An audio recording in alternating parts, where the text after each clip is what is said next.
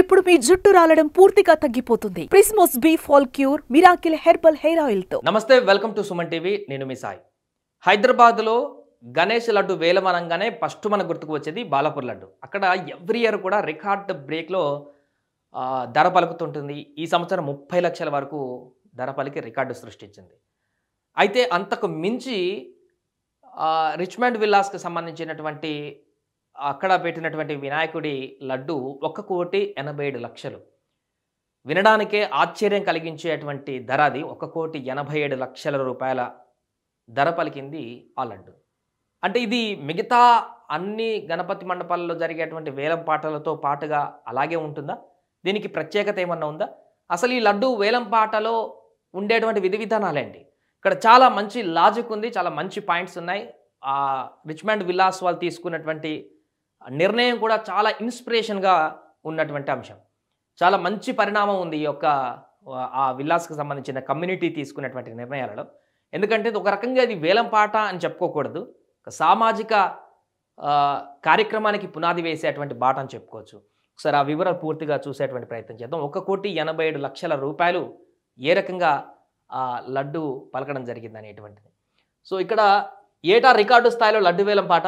ఈ ఏడాది 1.87 కోట్లతో రికార్డు. సామాజిక సేవలో 48 NGOలతో ఒప్పందం.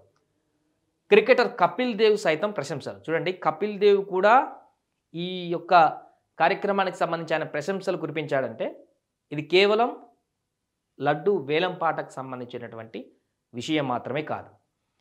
గణపతి వేలం పాటలో లడ్డుని గెలుచుకునేటువంటి విషయం మాత్రమే కాదు, దీంట్లో చాలా చాలా చాలా ఒక మంచి విషయాలు కూడా ఉండడం జరిగింది.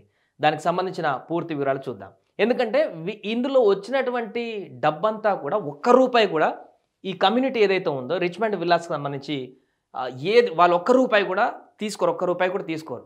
అది ఎవరైతే లడ్డు స్వీకరించారో ఆ వ్యక్తి కూడా, ఎవరైతే ఇక్కడ మన ఫోటోలో కనిపిస్తున్న లడ్డు ఎత్తుకున్నటువంటి ఆ వ్యక్తి కూడా ₹1 కూడా స్వీకరించారు. అసలు వీళ్ళ ఇంటెన్షనే ఇక్కడ ఒక క్రౌడ్ ఫండింగ్ని ఏర్పాటు చేసి ఆ విల్లాస్లో ఉన్నటువంటి మొత్తం పనిచేసేటువంటి వ్యక్తులు, అదేవిధంగా మిగతా స్వచ్ఛంద సంస్థలకు విరాళాల రూపంలో, ముఖ్యంగా కమ్యూనిటీలో పనిచేసేటువంటి వాళ్ళ పిల్లలు, వాళ్ళ పిల్లల స్కూల్స్, వాళ్ళ ఆర్థిక జీవితాలు, కుటుంబాలకు సంబంధించిన వాటన్నిటిని కూడా మెరుగుపరచడానికి ఉపయోగించడానికి క్రియేట్ చేసుకున్నటువంటి ఒక ఫండ్.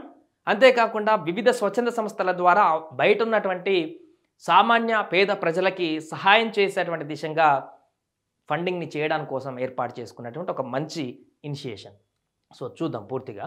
వీళ్ళు ఏం చేస్తారంటే జనరల్గా మనం హైదరాబాద్లో కానీ ఎక్కడైనా ప్రాంతాల్లో కానీ గణేష్ వేలం పాట అంటే కొంతమంది ఇండివిజువల్గా ఎవరికి వారు పాల్గొని నేను గెలవాలంటే నేను గెలవాలి, ఆ లడ్డును సొంతం చేసుకోవాలని చాలామంది పాట పాడుతుంటారు. ఒక రేట్ చెప్తే ఇంకో రేట్ చెప్తారు, ఇంకో రేట్ చెప్తారు. అలా ఇక్కడ మాత్రం అలా ఉండదు. చూడండి, సో సాధారణంగా వేలం పాట అంటే ఎవరో ఒక వ్యక్తి పాడి లడ్డూని దక్కించుకుంటారు. కాకపోతే రిచ్మండ్ అపార్ట్మెంట్కు చెందినటువంటి వారంతా కూడా 4 గ్రూపులుగా విడిపోయి వేలం పాట పాడుతుంటారు. ఎక్కువ మొత్తం పాడిన ఒక గ్రూపు వాళ్ళు వేలంలో గెలిచినట్టుగా ప్రకటిస్తారు. సో 100 మంది ఈ యొక్క వాళ్ళు కమ్యూనిటీలో ఉంటారు. దాంట్లో 4 గ్రూపులు అంటే 25 చొప్పున 4 గ్రూపులుగా విడిపోయి ఒక్కొక్క గ్రూప్ నుంచి కొంత అమౌంట్ బేర్ చేసుకొని ఒక్కొక్క పర్సన్ వేలం పాటలో పాడతారు. సో అయితే భారీ మొత్తం సమకూరుతుంది. ఒక అపార్ట్మెంట్కి చెందిన వారితో పాటు విదేశాలలో ఉన్నటువంటి ట్రస్ట్ సభ్యుల స్నేహితులు, కుటుంబ సభ్యులు కూడా ఈ వేలంలో పాటకు డబ్బులు ఇస్తారు. సో ఈ ఉన్నటువంటి 100 మందే కాదు, ఇంకా వీరి స్నేహితులు, విదేశాల్లో ఉన్న NRIలు, వీరందరూ కూడా వీరికి డబ్బులు డొనేట్ చేస్తుంటారు. 2016 నుంచి ఇది కొనసాగుతుంది. తొలిసారి 25,000 వలికినటువంటి లడ్డు ప్రతి ఏడు పెరుగుతూ ఈ ఏడాది 1.87 కోట్లకు చేరింది. గత ఏడాది 1.2 కోట్లు సమకూరాయి. వేలం ద్వారా వచ్చిన మొత్తం కూడా డబ్బును ట్రస్ట్ సభ్యులు సామాజిక సేవగా వినియోగిస్తారు. ఈ ఏడాది 48 NGOలతో ఒప్పందం కుదుర్చుకున్నారు. వారి ద్వారా అవసరాలలో ఉన్నటువంటి వారికి విద్య, వైద్యం అందించేందుకు ప్రణాళిక రూపొందించారు. సో ఇక్కడ వారు చెప్తున్నారు, లడ్డు ఎత్తుకున్నటువంటి వ్యక్తి కూడా ₹1 కూడా దీంట్లో తీసుకోమని చెప్తూ. సో వీళ్ళు 4 గ్రూపులుగా విడిపోయి పూర్తిగా వచ్చినటువంటి డబ్బు, ఇప్పుడు 100 మంది ఉన్నారు, దాంట్లో 25 మంది 4 గ్రూపులుగా విడిపోయి వేలం పాట పాడుతుంటారు. అయితే ఇక్కడ ఒకటి విషయం ఏంటంటే 25 మంది ఒక గ్రూపు మొదటగా ఒక 50 లక్షలు పాడింది అనుకోండి, రెండవ గ్రూప్ 60 లక్షలు పాడింది అనుకోండి, మూడవ గ్రూపు 70 లక్షలు పాడింది అనుకోండి, నాలుగవ గ్రూప్ 80 లక్షలు పాడింది అనుకోండి. జనరల్గా ఎవరైతే ఎక్కువ పాడారో 80 లక్షలు అనే దగ్గర మనం లాక్ చేసి మిగతా అన్నీ కూడా క్యాన్సిల్ చేసి 80 లక్షలు ఉన్నటువంటి వాళ్ళ వ్యక్తికి లడ్డుని ఇస్తుంటాం. కానీ ఇక్కడ అలా ఉండదు. 80 లక్షలు 4వ గ్రూపు పాడినప్పటికీ మొదటి గ్రూప్ 50 లక్షలు, రెండో గ్రూప్ 60 లక్షలు, మూడో గ్రూప్ 70 లక్షలు, వీటన్నిటిని కూడా ఇంక్లూడ్ చేస్తూ బల్క్ అమౌంట్, టోటల్ అమౌంట్ని క్రియేట్ చేసి ఆ లడ్డూని తీసుకుంటారు అనమాట. అంటే వీరు వేలం పాడడం ఈ యొక్క ఎటు చేసి ఆ డబ్బంతా కూడా ఎవరైతే ముందే ఒక ఈ సామాజిక సేవా కార్యక్రమాలకి ఎన్జిఓస్కి ముందే డబ్బులు ఇవ్వడం కోసం ఎంతవరకు సాధ్యమైతే అంతవరకు వేలంపాట ద్వారా పాడుతూ వారు ఇవ్వాలనుకున్నటువంటి అమౌంట్ లడ్డు వచ్చినా రాకపోయినా ఆ పాడినటువంటి అమౌంట్ అంతా కూడా ఖచ్చితంగా ఆ కమ్యూనిటీకి ఇచ్చేస్తుంటారనమాట. అలా 4 గ్రూపులు పాడినటువంటి డబ్బంతా కూడా ఆ 4 గ్రూపులు ఒక గ్రూపు గెలిచి లడ్డును సొంతం చేసుకున్నా కూడా 4 గ్రూపుల డబ్బంతా కూడా మొత్తం అక్కడ జమ చేసి దానిని వేలంపాట అమౌంట్గా వీళ్ళు ఫైనల్గా ఆ అమౌంట్ని చెప్పడం జరుగుతుంది. దాంతోనే 1,87,00,000 రూపాయలు. ఇక వీళ్ళు 4 గ్రూపులు పాడినటువంటివే కాకుండా వీళ్ళ స్నేహితులు, బంధువులు, ఇతర దేశాలలో ఉన్నటువంటి ఎన్ఆర్ఐలు కూడా వారి యొక్క అమౌంట్ని కూడా వారికి ఇన్ఫార్మ్ చేయడంతో అప్పటికప్పుడు ఆ అమౌంట్ అంతా కూడా క్యాలిక్యులేట్ చేయడంతో వచ్చినటువంటి అమౌంట్ 1.87 కోట్ల రూపాయలు అనమాట. సో ఇది ఈ కమ్యూనిటీకి సంబంధించినటువంటి వేలంపాట. ఈ కమ్యూనిటీ సాధించినటువంటి లడ్డు, ఈ కమ్యూనిటీ సంపాదించుకున్నటువంటి లడ్డు అనమాట. సో అందరూ కూడా ఈ కమ్యూనిటీలో ఉన్నటువంటి వారందరూ కూడా దాన్ని పంచుకుంటారు. కపిల్ దేవ్ కూడా స్పందించినటువంటి వీడియోని చూడొచ్చు. సో ఈ డబ్బంతా కూడా ఎన్జిఓస్కి ఇవ్వడమే కాకుండా ఆ అపార్ట్మెంట్లో పనిచేసేటువంటి వ్యక్తులు, మిగతా సెక్యూరిటీ కానీ మిగతా వారందరికీ కానీ కొంత అమౌంట్ వారందరికీ వారి పిల్లల స్కూల్కి కానీ వారి డెవలప్మెంట్కి కానీ కమ్యూనిటీకి డెవలప్మెంట్కి కానీ వాడడమే కాకుండా అంతకు మించి ఎక్కువ ఈ 48 ఎన్జిఓలతో ఏదైతే ఒప్పందం కుదుర్చుకున్నారో వారందరికీ కూడా ఈ అమౌంట్ని అంతా కూడా డొనేట్ చేస్తుంటారు.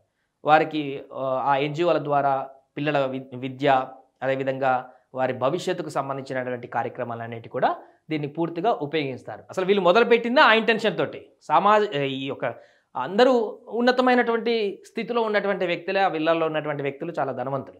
కాబట్టి ఈ క్రౌడ్ ఫండింగ్ని చేయడం కోసం వినాయక ఉత్సవాన్ని ఒక ప్లాట్ఫామ్గా చేసుకొని ఆ దేవుడి సన్నిధం ద్వారానే, ఆ దేవుడి ద్వారానే ఆ లడ్డు వేలం పాట అనేటువంటి ఒక విధానం ద్వారానే, అంటే దీంట్లో మరలా జనరల్గా బయట సోషల్ యాక్టివిటీస్లో క్రౌడ్ ఫండింగ్ చేయడం వేరు, అదే ఒక దేవుడి దగ్గర లడ్డు వేలంపాట దిశగా అందులో ఒక మంచి భక్తితో కూడుకున్నటువంటి వ్యవహారాన్ని కూడా జమ చేసి అక్కడ వేలంపాటని క్రియేట్ చేసి ఆ ఫండ్ అంతా కూడా దేవుని ద్వారానే సామాన్య ప్రజలకి వివిధ సేవా కార్యక్రమాలకి ఇవ్వాలనుకునేటువంటి ఆలోచన చాలా గొప్పదని చెప్పవచ్చు.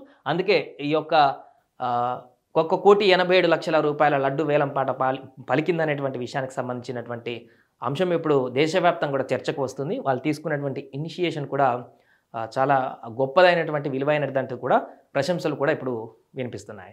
సుమన్ టీవీలో మీ పర్సనల్ అండ్ బిజినెస్ ప్రమోషన్స్ కోసం కింది నెంబర్కి కాంటాక్ట్ చేయండి.